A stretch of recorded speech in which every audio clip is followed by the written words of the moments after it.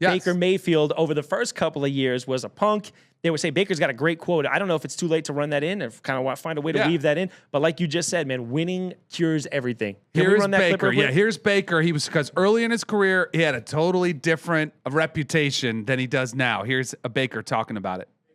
Is there something where you kind of realize maybe your younger years, I don't know if you were as accepted for doing some of that stuff, and now it does seem like it's a little bit more embraced.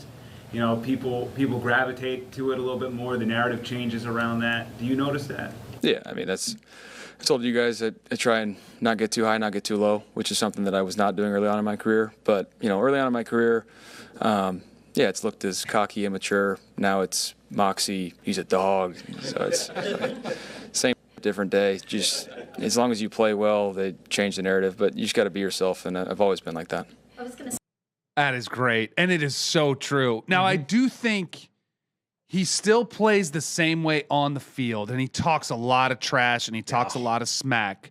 But I do think America loves somebody who has been humbled and has had quite the comeback like Baker Mayfield has, because his career was cast aside after he left Cleveland.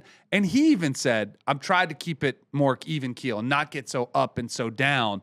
But he's right, and I think that goes for anything. If you want to talk trash and do all that on the field, as long as you back it up with your play, no one really will have a problem with it. But when you start losing, when you start throwing interceptions, and your career starts derailing, then you're a punk, you're a distraction, and you're just, a brash, cocky idiot. But winning cures everything. And I don't think there's any coincidence that a lot of the stuff off the field for him sort of settled in and tightened up, and a lot of the stuff for him on the field settled in and tightened up. Because if you remember at Oklahoma, I think there's a video of him drunk running naked. Oh, yeah. So he wasn't just a maniac on the field. He was a maniac off the field. Now, found some faith, right? You saw this beautiful clip of him with his daughter before the game. I don't know if you guys saw that. His daughter didn't recognize him with the helmet on, so she's standing there staring at him. He pulls his helmet off. She notices him right away, comes running through. It's the most beautiful thing. Kisses his beautiful wife, and it's like, it seems like everything off the field for him settled in, and that's really given him a chance to really excel on the field. So all the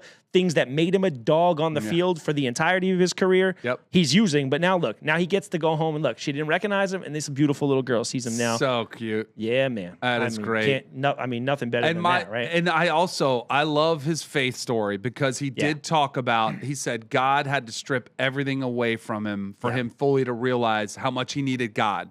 And then he's gotten his life straightened out. He's got back on track with his faith. And my favorite part of it is that he's still a competitive dog with his faith. And it shows you can be a believer in Jesus and still be a fierce competitor on the football field. It's one of my favorite stories, and why I think he's going to win the MVP. You know what? That pick looks better every week. I'm telling you. And he's become I think maybe my favorite player in football. Like, I love him. There's nothing to not like about him. So much fun to watch.